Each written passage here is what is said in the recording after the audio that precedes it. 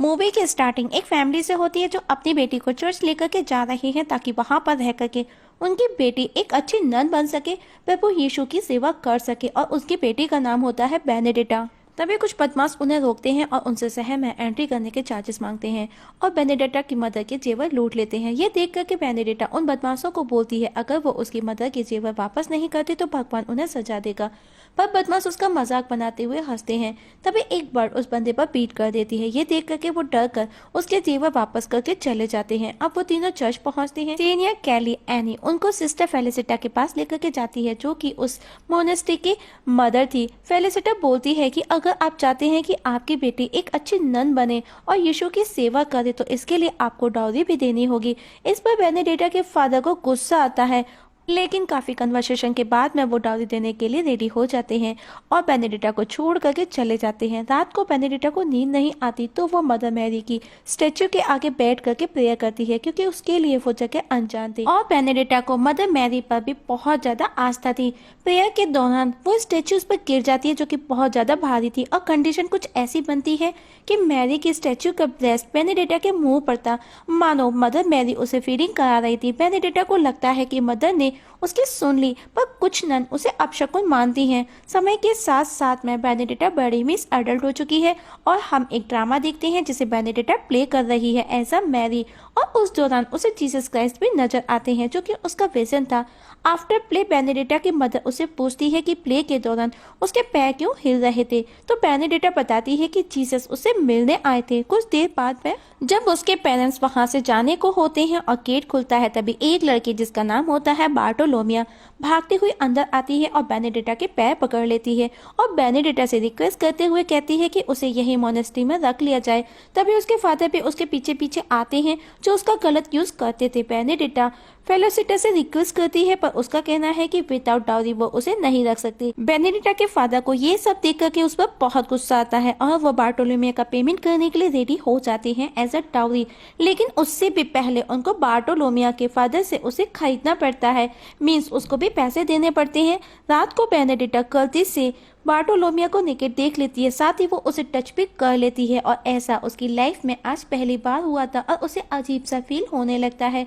उसी रात जब वो दोनों साथ में होते हैं तो बार्टोलोमिया उसे बताती है कि उसके साथ में हर रोज उसका रेप किया जाता है। उसके फादर और उसके भाई हर रोज उसका रेप करते हैं। नेक्स्ट डे सभी मोनेस्ट्री के ऑडिटोरियम में प्रेयर करते हैं। उसी दौरान बार्टोलोमिया बेनेडिक्टा के क्लोज आने की कोशिश करती है, उसे यहाँ वहाँ टच करती है। तभी बेनेडिक्टा को विजन आता है कि स्नेक्स उस पर हमला कर देते हैं। तभी जीसस आकर के उसे उन स्नेक्स को मारते हुए बोलते हैं उन दोनों के बीच में कोई भी नहीं आ सकता, मिस जीसस और बेनेडिक्टा के बीच में तुम सिर्फ मेरी हो। और वो इस जगह एक दूसरे को किस करते हैं। अब रात को अपने सवालों के जवाबों के लिए बेनेडिक्टा पोप के पास जाती है तो पोप उसे बताते हैं दुख के रास्ते ही तुम भगवान तक पहुंच सकती हो।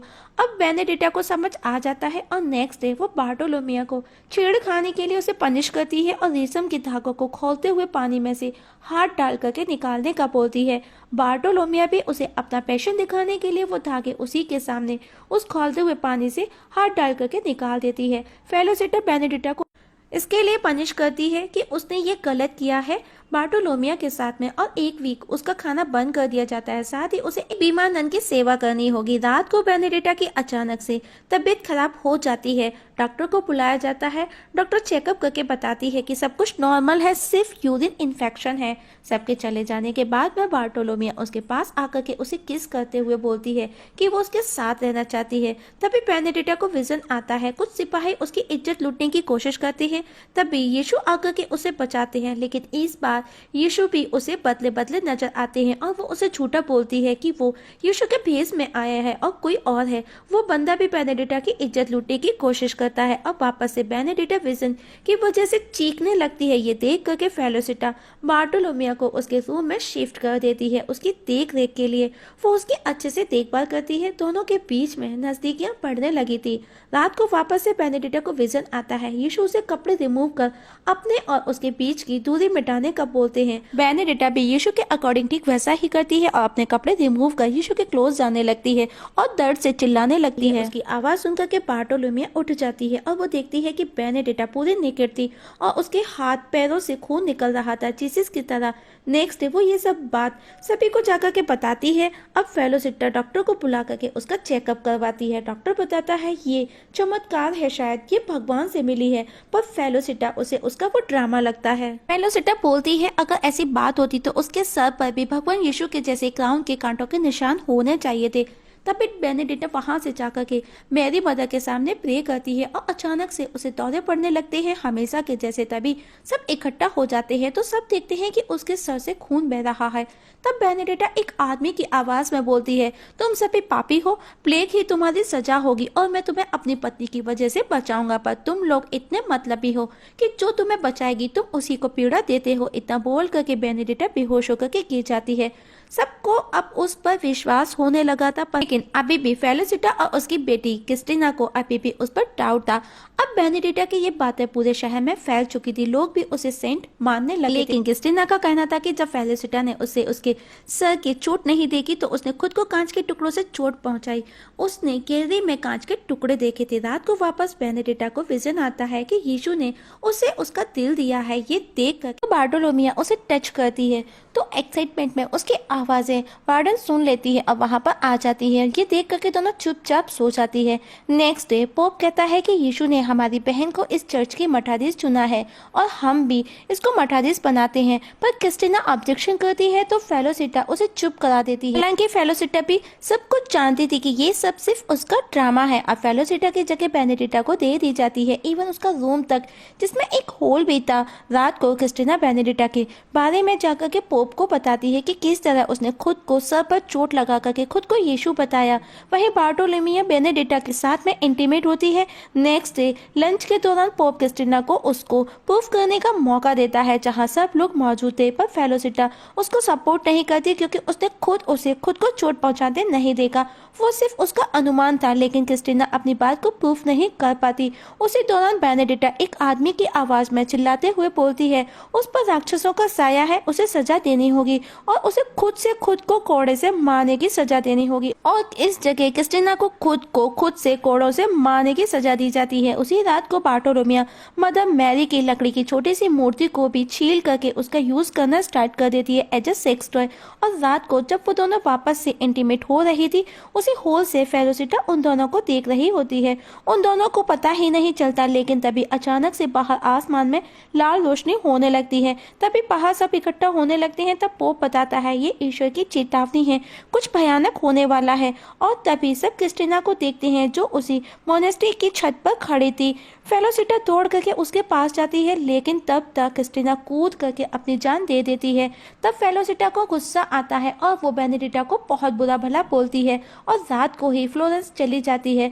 अब बेनेडिक्टा को कुछ तो करना था अपने खुद की डिफेंस के लिए, तो उसके लिए वो एक धार्मिक जुलूस निकलवाती है और सबके सामने बोलती है जिसने उसे अपनी वाइफ माना है और वो ही सबको उस महामारी प्लेग से बचाएगी। ये सुनकर के सब उसकी बातों से एग्री थे। अब वो अपने सैनिकों को मेन गेट को लॉक करने का बोलती है और बोलती है कि ना कोई अंदर का बाहर जाएगा ना ही कोई बाहर का अंदर आएगा। और तभी वो इतना बोल करके गिर जाती है और बार्टोलोमियो उसे चेक करती है तो वो अनकॉन्शियस कंडीशन में थी। वहीं फेलोसिटा महामहिम को लेकर के शहर लौटती है तो रास्ते में उनको कुछ लोग मिलते हैं जो खुद को ही टॉर्चर कर रहे थे। महामहिम को अंदर आने से रोका जाता है, पर वो किसी की भी नहीं सुनता और वो बेनेडिक्टा से मिलने का बोलता है तो पता चलता है कि वो मर चुकी है। जब वो उसे देखने जाता है तो वो उठ करके बैठ जाती है और बोलती है कि यीशु ने उसको वापस उन सबको बचाने के लिए भेजा है।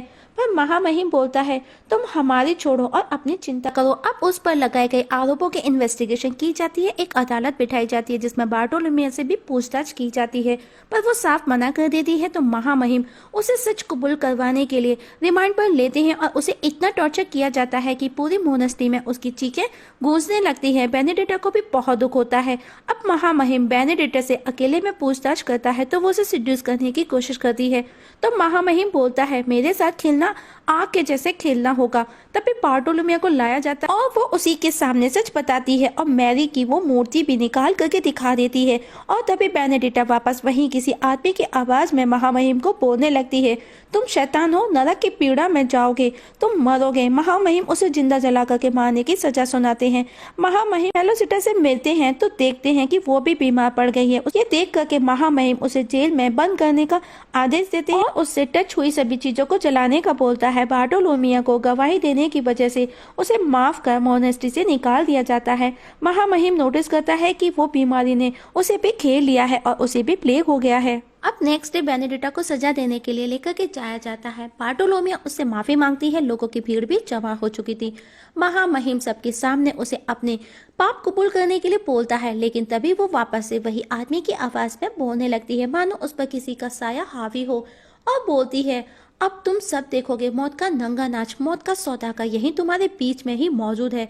और भीड़ के सामने वापस से चमत्कार दिखलाती है जीसस के जैसे, उसके हाथों से खून बहने लगता है। तभी मोनेस्ट्री की सभी नन्स फेलोसिटा को वहां लेकर के आ जाती हैं, जो कि कम्प्लीटली प्लेग से पीड़ित हो चुकी थी और उसे बेनेडिक्टा पर भी यकीन हो चुका था कि वो यीशु की पत्नी है। और महामहिम को बोलती है कि उसने ही ये प्लेग की बीमारी फैलाई है। तभी महामहिम अपने लोगों को बेनेडिक्टा को जलाने का बोलता है जल्द से जल्द।